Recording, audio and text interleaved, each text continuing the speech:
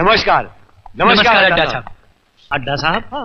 अरे भैया मैं कोई अड्डा वड्डा साहब नहीं हूँ, मैं चड्डा साहब हूँ। हाँ चड्डा साहब। हाँ बोलिए।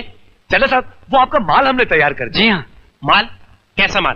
कौन सा माल? कहाँ का माल? आप लोग कौन है यार? शायद आपने हमें पहचाना नहीं। साहब आपने हमें 5 लाख रुपए एडवांस दिया है और हमने आपका 80 लाख का माल तैयार कर दिया है। आप भूल रहे हैं। मैं भूल रहा हूँ? जी हाँ। तो भैया ऐसा करो, अब आप लोग भी भूल जाओ।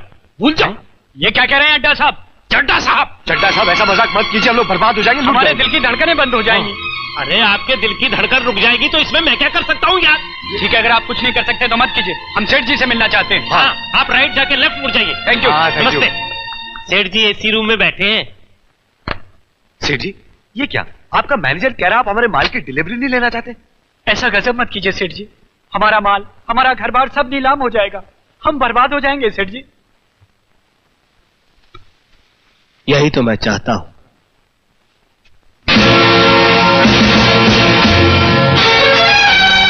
कृष्णा?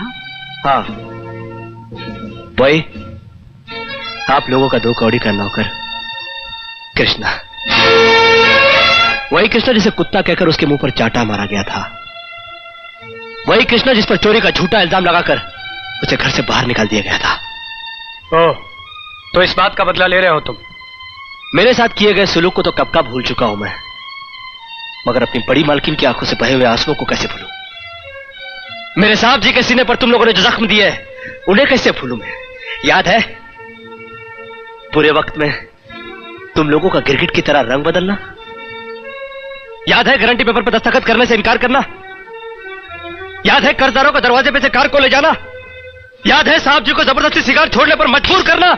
अरे विक्की बाबू, आप लोगों को कुछ याद नहीं, मगर कृष्णा को सब याद है।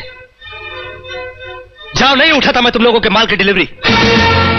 जाओ जाकर किसी पुलिस स्टेशन में रिपोर्ट लिखाओ, जाओ खटखटाओ किसी अदालत का दरवाजा, जाओ। अब पता चलेगा जब कर्जदार तुम लोगों के दरवाजे पर आकर तकाजा करेंगे।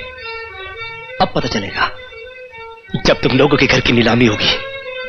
अब पता चलेगा जब तुम लोगों की मिल में ताला लगेगा। हाँ, अब पता चलेगा। अब यहां खड़े क्यों? जाओ जाओ, निकलो ऐसे, जाओ। इससे पहले कि मेरे दरबार आकर तुम्हें यहां से धक्के मारकर निकाल ले, निकल जाओ यहां से। मैं कहता हूं निकल जाओ।